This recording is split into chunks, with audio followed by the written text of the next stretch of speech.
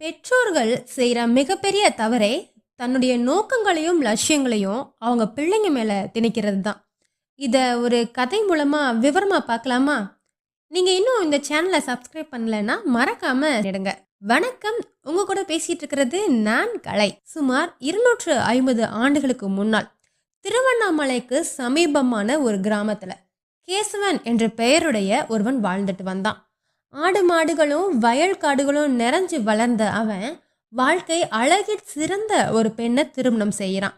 அவர்களுக்கு ஒரு வருடம் கழித்து ஒரு அழகான ஆண் குழந்தை பிறக்குது. திருவேங்கடம் என்ற பெயர் சூட்டி சீராட்டி தாலாட்டி வளர்த்து வர்றாங்க. அந்த காலத்துல ஒரு வசனம், ஒரு மனிதனுக்கு ஏற்படுற துரதிர்ஷ்டங்கள்ல ஒன்று மனைவி அழகாய் வாய்ப்பதை போல் வேறொன்று இல்லை அப்படின்னு யாரோ சொல்லி வச்சது கேசவனுக்கு பொருந்தி போச்சு.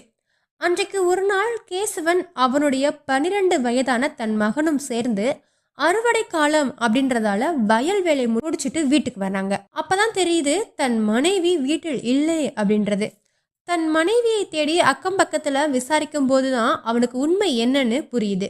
அன்று காலையில ஆட்காட்டு நவாப் அந்த கிராமத்தின் வழியாக செஞ்சிக்கோட்டைக்கு போனதாகவும் அதை காண அந்த ஊர் மக்கள் சாலையின் இருபுறமும் நிற்க அதில் கேசவனின் மனைவியும் ஒருத்தி. அவள் அழகில் மயங்கி ஆட்காட்டு நவாப் அவளை பல்லக்கில் ஏற்றி கொண்டு போனதாகவும் தெரிய வருது. இதை கேட்ட கேசவன் தன் மனைவியை தேடி அலைந்த பிறகு காலையில ஒரு செய்தி வருது. செஞ்சிக்கோட்டைக்கு வழியில மேல ஒரு செங்குத்தான இடத்துல கேசவன் மனைவி தற்கொலை செய்து கொண்டதாக தெரிஞ்சுக்கிறான். தன் மனைவியின் உடலை அடக்கம் செய்யும் போது ஒரு சத்திய பிரமாணமும் செய்கிறான். பெண்களுக்கு பாதுகாப்பில்லாத இந்த நாட்டுல நான் இனி மறுமணம் செய்து கொள்ள போவது இல்லை அப்படின்னும் தன் மகனுக்கும் கல்யாணம் செய்து வைக்க மாட்டேன் அப்படின்னு சபதம் செய்யறான். வருஷங்கள் கடந்து 7-8 வருஷங்கள் ஆகுது. ஒரு நாள் தங்களுடைய கிராமத்துக்கு ஒரு பெரியவர் வர்றதாகவும் அவர் ஆஞ்சநேயரின் அவதாரம் அப்படின்னும் பகவான் கிட்ட நேருக்கு நேர் ஆசிர்வாதம் வாங்கினாரு அப்படின்னும் மக்களிடையே பேசப்படுது. அவரை பார்க்கறதுக்காக கேசவன் தன் மகனை அழைச்சிட்டு அந்த பெரியவரை பார்க்க போறான். அந்த பெரியவர் காலில் விழுந்து, சுவாமி, இந்த ஏழைகள் இருவரையும் தங்களின் சிஷ்யர்களாக ஏற்றுக்கொண்டு அருள் புரிய வேண்டும் அப்படின்னு கேசவன் சொன்னதும் திருவேங்கடத்தின் முகத்தை பார்க்குறாரு அந்த பெரியவர். திருவேங்கடம் இப்போ 20 வயதான திடகாத்தமான ஒரு வாலிபனாக இருந்தான். அவன் முகத்துல இருந்த கண்ணீர் துளிகளை பார்த்ததும் அந்த பெரியவர், அப்பா, இந்த பிள்ளையாண்டா இன்னும் உலகத்தை துறப்பதற்கு பக்குவம் அடையலையே, இவனையே அழைச்சிட்டு வந்த அப்படின்னு கேட்க கேசவன் தன் கதைகளை எல்லாம் சொல்லி அழ ஆரம்பிச்சிட்டான். தன் மகன் ரங்கம் என்ற பெண்ணின் மீது காதல் கொண்டதாகவும் தான் அந்த பெண்ணை திருமணம் செய்யாவிட்டால் இறந்து விடுவேன் அபிவாதம் பிடிக்கிறான்னு, நீங்க தான் சுவாமி இவன் மனத்தை மாற்றி அருள் புரியணும் அப்படின்னு சொல்றான். அந்த பெரியவர் சிறிது யோசனை செய்துட்டு, அப்பா, உன் மகன் மனத்தை மாற்ற ஒரே வழிதான் இருக்குது. இவனை அழைச்சிக்கிட்டு மகாராஷ்டிராவுக்கு போ. அங்க சிவாஜி மகாராஜா தர்ம ராஜ்யத்தை ஸ்தாபனம் செய்து கொண்டிருக்கிறாரு. அவர் படைகள்ல நீயும் இவனும் சேர்ந்துருங்க. அப்போ இந்த பையன் மனம் மாறும். உங்களை போன்ற திடகார்த்தமான ஆட்களுக்கு இப்போது சந்நியாசம் ஏற்றதல்ல. நீங்கள் யுத்தகலம் சென்று போர் புரிய வேண்டும் அப்படின்னு சொல்றாரு. அவர் சொன்ன வழிமுறைகளை பின்பற்றி இருவரும் இரவு பகலா பிரயாணம் செய்து சிவாஜியின் படையில சேர்ந்துடுறாங்க. படையில சேர்ந்து பல வீர தீர சாகசங்களை செய்து இருவரும் சிவாஜியின் மனசுலேயே இடம் பிடிச்சிட்டாங்க. இப்படியே 6 வருஷம் கழியுது. ஒரு நாள் சிவாஜி மகாராஜா கேசவனை கூப்பிட்டு, செஞ்சிக்கோட்டைய பார்த்திருக்கியா அப்படின்னு கேட்க, மன்னா, செஞ்சிக்கோட்டையில இருக்க ஒவ்வொரு கல்லும் புல்லும் ஒவ்வொரு மூளையும் உடுக்கும் எனக்கு தெரியும் அப்படின்னு பெருமையோட கூற, சரி, அப்படின்னா நீயும் உன் மகனும் என்னோட வாங்க, அந்த கோட்டையை கைப்பற்ற முயற்சியை செய்வோம் அப்படின்னு சொல்லி சத்ரபதி சிவாஜி செஞ்சிக்கோட்டையை முற்றுகையிடுறாங்க. போர் புரிய ஆரம்பிச்சு கொஞ்ச நேரத்திலேயே நவாபின் வீரர்களை ஓடச் செய்து கோட்டையும் கைப்பற்றியாச்சு. அன்றைக்கே கேசவனை அழைத்து, உன்னுடைய உதவியினாலதான் அவ்வளவு சுலபமாக நம்ம இந்த செஞ்சிக்கோட்டையை பிடிக்க முடிஞ்சது. ஆனா எப்பொழுதுனாலும் ஆட்காட்டு நவாப் வீரர்களை திரட்டி போர் புரியலாம். ஆகையினால வெகு ஜாக்கிரதையா நம்ம செயல்படணும்.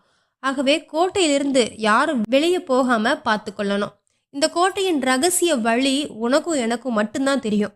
ஆகையினால யாராவது வெளியே செல்ல முற்பட்டா பாரபட்சம் பார்க்காமல் கொன்றுவிடு அப்படின்னு கட்டளையிடுறாரு சத்ரபதி சிவாஜி. மகாராஜாவின் வார்த்தைகளை பின்பற்றி கேசவன் தூங்காமல் விழுத்து சுற்றுமுற்றும் பார்த்துட்டு இருக்கும்போது நவாபின் படையில இருந்து ஒருவன் உடை அணிந்து அங்கும் இங்கும் ஓடும் காட்சிய பாக்குறான். அவனை பிடிச்சு முகத்தை பார்த்த பிறகுதான் தெரியுது அவன் தன் மகன் திருவேங்கடம் அப்படின்னு. துரோகி, ஏனடா இப்படி செய்யற?